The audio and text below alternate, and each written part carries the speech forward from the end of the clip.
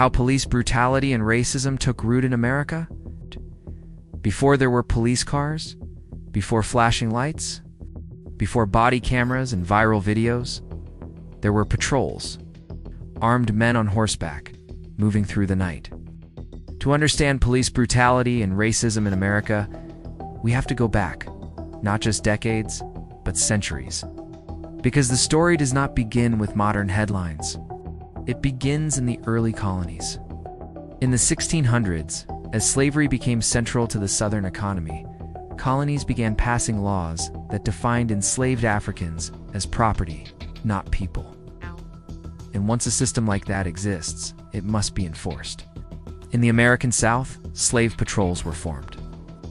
Their job was to capture runaway enslaved people, break up gatherings, and terrorize anyone suspected of rebellion. These patrols were often made up of local white men. They had authority to stop, search, whip, and detain.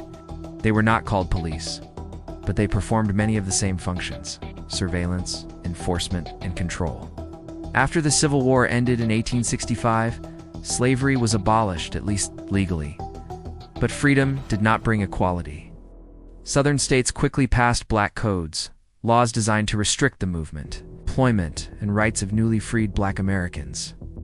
Minor infractions, loitering, vagrancy, not having proof of employment could lead to arrest. An arrest often led back to forced labor through convict leasing. Local law enforcement became the mechanism that maintained this system. Police were no longer enforcing slavery, they were enforcing segregation. As Reconstruction faded and Jim Crow laws took hold, racial hierarchy was embedded into everyday life. Law enforcement agencies, especially in the South, were tasked with maintaining that order. This meant arresting Black citizens who challenged segregation. It meant failing to protect Black communities from racial violence. It meant, at times, actively participating in it. This history does not mean every officer was cruel, nor does it mean brutality was constant everywhere. But it does mean that, structurally, policing in many parts of America developed alongside racial control. Now move north. In northern cities during the late 19th and early 20th centuries, police forces were expanding too. But here, tensions were shaped by immigration, industrialization, and urban poverty. When millions of Black Americans migrated from the South to cities like Chicago, Detroit, and New York during the Great Migration, they entered communities already strained by economic competition. Housing discrimination confined many Black families to overcrowded neighborhoods. Jobs were limited, resources were scarce. Police often viewed these neighborhoods not as communities to protect, but as areas to contain. By the mid-20th century, frustration was boiling over. In the 1950s and 60s, during the Civil Rights Movement, images of police using dogs, batons, and fire hoses against peaceful demonstrators shocked the world. Peaceful protesters demanding voting rights and equal protection were met with force. And in cities across the country, clashes between police and Black communities erupted into unrest. In response, policies shifted toward heavier policing. The war on drugs in the 1980s dramatically increased police presence in many urban neighborhoods. Arrest rates soared.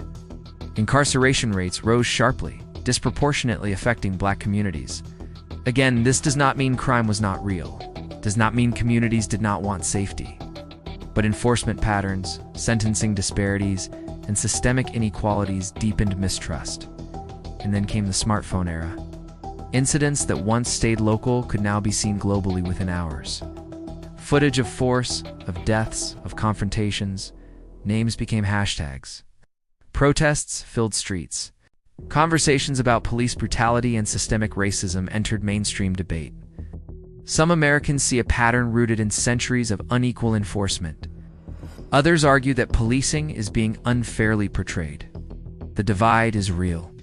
But beneath the politics are human beings.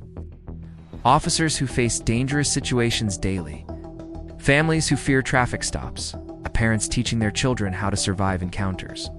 Communities asking for both safety and fairness. We're going to understand how we got here. We have to acknowledge complexity. Policing in America did not begin everywhere the same way. It evolved differently in different regions.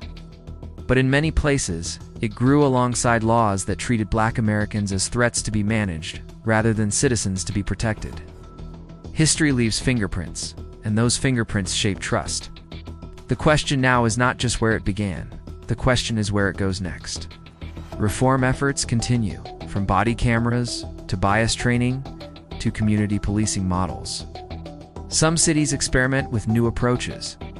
Others double down on traditional enforcement. The debate continues because the stakes are high. Safety matters, justice matters, human dignity matters. Understanding history does not mean assigning personal guilt to people living today. It means recognizing patterns so they are not repeated.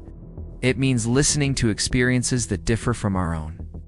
And it means having difficult conversations with honesty rather than anger. If this video helped you understand the historical roots of police brutality and racism in America, take a moment to like this video. It helps more people see educational content like this. Leave a comment sharing your thoughts or questions. Respectful discussion matters.